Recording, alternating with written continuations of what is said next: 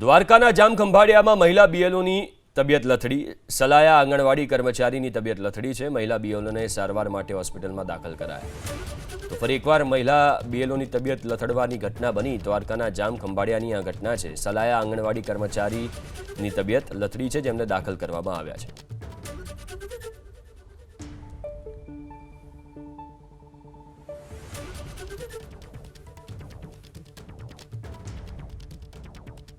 દ્વારકાના જામખંભાળિયામાં મહિલા બીએલઓની તબિયત લથડી. સલાયા આંગણવાડી કર્મચારીની તબિયત લથડી છે. મહિલા બીએલઓને સારવાર માટે હોસ્પિટલમાં દાખલ કરાયા. તો ફરી એકવાર મહિલા બીએલઓની તબિયત લથડવાની ઘટના બની. દ્વારકાના જામખંભાળિયાની આ ઘટના છે. સલાયા આંગણવાડી કર્મચારીની તબિયત લથડી છે, જેમને દાખલ કરવામાં આવ્યા છે.